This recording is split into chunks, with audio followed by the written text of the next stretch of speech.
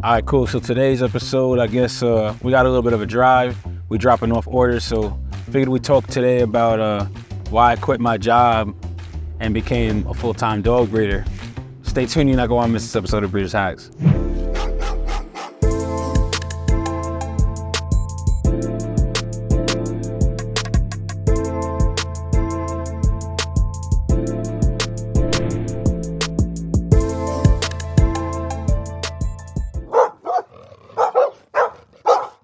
What's going on, Bully fam? It's your boy, the educator, the scientist, Mr. Double Muscle Line Bulls, bringing you guys another episode of Breeders Hacks. So real quick, I get this question asked all the time, like, what made me want to quit my 9-to-5 and do dog breeding full time and so on and so forth. So I'll share that with you guys real quick. And like, people don't realize how possible it really is. Like, it's really, really, really possible that you can quit your 9-to-5 and do dog breeding full time if you choose so. You know, some people, that's not what they want to do or whatever the case may be. But for me, working the 9-to-5 thing was like, I just enjoyed being with the dogs so much more and engaging in conversation with people over dogs that actually that's what led me to quit my 9-to-5 job. So what had happened was I was working my 9-to-5 job and I had a friend of mine who was calling me because they were asking me about dogs. It was about a litter that I had. They're asking me questions or whatever the case may be, but I was just going to give him the dog. It was no real, like, it wasn't really like a business conversation. He was just asking for some information. So we're talking on the phone. You know, I took my quick little 15 or whatever.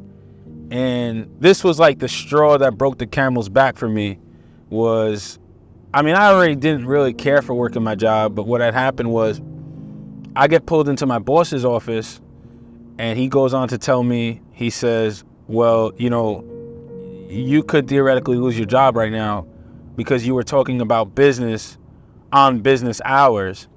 And I was like, well, I just, you know, quickly went and took a phone call just like anyone else would, or they take their little few minute smoke break or whatever. I was just, you know, talking to them. And I'll never forget that fear that I had that like this person had over me, that I could very well lose my job, and how would I be able to provide for my family, for my, you know, my home, you know, all these things. How am I going to survive? You know, how am I going to survive?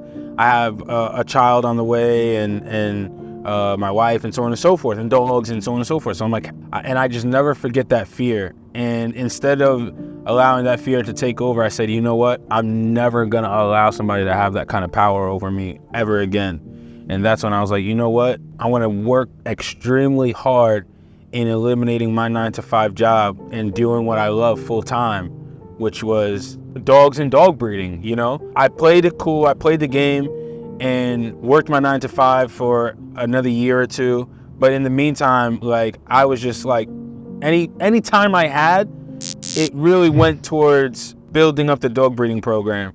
Like, whether it was on my lunch breaks, you know, posting content, editing content, you know, brainstorming, putting together breedings, even looking for products that I could be able to sell. Because yet again, if you watch my other episode where I talk about like how to quit your 9-to-5 and become a full-time breeder, like, to me it was all about multiple streams of income. I felt like if I throw as many darts at the wall as I can, something's got to hit. And sure enough, I busted my butt and I got to a point where one day I was able to tell my job, you know what, I'm gone. This is it. I'm done. My dog breeding business has kind of gotten to where it needed to be now. We had our online store as well. I had just sold like a big ticket dog right before that. So like for dogs, like I didn't have to sell another dog for the whole year. Let's just put it that way. Like, I had a dog sell for a substantial amount of money. And then we had the online store booming where we were selling products online to other breeders and helping out other breeders and so on and so forth. So I was able to take a negative, something that negatively happened, and turn it into a positive. So for me, it was like I said, just not having that fear of, you know what, like, I could lose my job tomorrow. And it's not a knock to anyone who has a 9-to-5 job, because even for me, I had to start somewhere.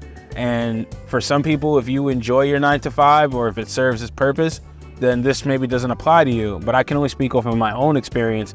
And like I said, I just never forget that fear.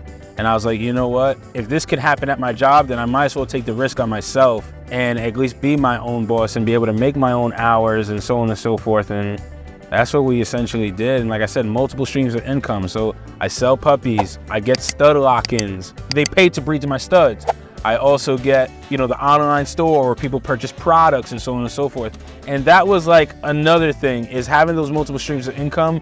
For me, I'm very big on generational wealth. So for me, it was like, okay, the dog thing is great. That's my thing. I love it. I love the whole dog breeding process. But I know that maybe down the line, I don't know if that's something my son will want to do, because I have a son. I don't know if that's something he'll want to do. So kind of like what we were talking about, where it's like, for me, what separates me is that's why I also did the online store, and I do YouTube. That's another one. YouTube, I get paid from YouTube. Like I said, the list goes on. The courses, I do the courses, get paid from the courses. So it's like, for me, I wanted to create streams of income other than just having puppies, because of the fact that in case like my son, for example, doesn't necessarily want to breed dogs, maybe he just wants to, you know, have his dogs and not breed, or whatever the case may be. I don't want to force my life upon him.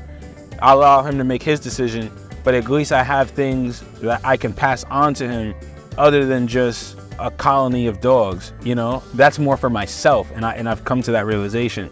So that's why it was like creating all these different streams of income, so that then I would be financially stable, that if one thing slows down, the other one picks up, as well as it forces me, like it allows me to not have to force myself to sell dogs that I don't want to sell. Because I'm very adamant about that. Like, I'll sit on puppies for a decent amount of time if I feel like there's the chance or the opportunity that that puppy may turn out to be something that I need for my program. You know, my program comes first, selling puppies comes second. And that's, to me, what separates a breeder from an exceptional and an amazing breeder. You know, the real breeders will hold on to dogs if need be, and that's what I'll do. I'm never in a rush to sell puppies anymore.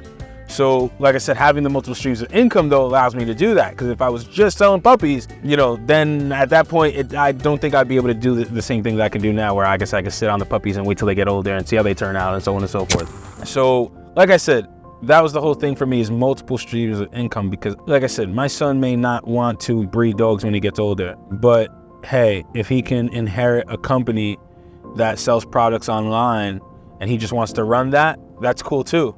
You know, and at least I have something that I could pass along, because at my job, I just felt greatly unappreciated that I could be here today, gone tomorrow, and the people there would never know that I even existed. You know, it'd just be like, oh, someone else is working his position now. So I wanted something that I could pass on to my family, create some sort of generational wealth. And then, like I said, the dog thing is for me. Like, seeing that DMLB right before the dog's name, because we put double muscle line bull before every dog's name, like, and seeing that in generations, that's what, like, I get off on. Like, I love that. You know what I'm saying? Like, putting together breedings, like, don't even get me started. Like, I want to do a whole episode. We're going to cut and do a whole episode on that, because I want to talk about, like, the line breeding I'm doing with Cookie and Crossbones, and how she's granddaughter to him, and it's a line breeding, and it's really nicely put together because it's 2 times Crossbones.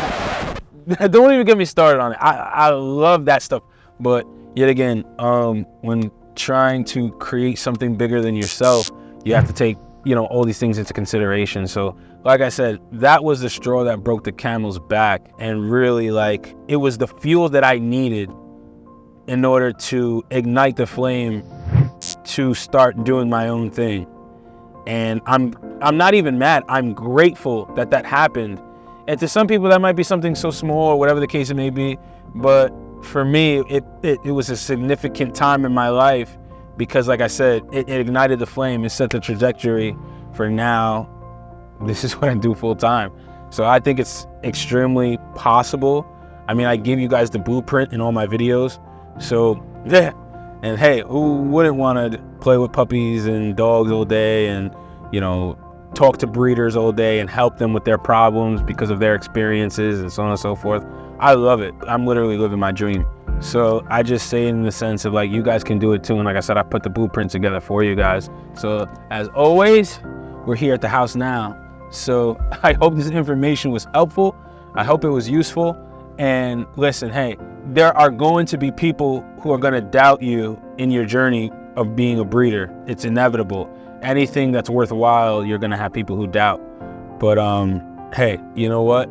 Even if they don't believe in you, I believe in you guys. I believe in you. I know you guys can do it because I did it. I hope this information is helpful, as always. I hope it's useful. Follow your dreams because it's so possible. And like my family looks back at it now and they're like, wow, like he really did it, you know? And I don't feel like I'm anyone special. Anyone could do it. You guys could do it. You know, you just gotta be willing to put the work in, have the work ethic and the drive, and don't give up. You only fail when you stop.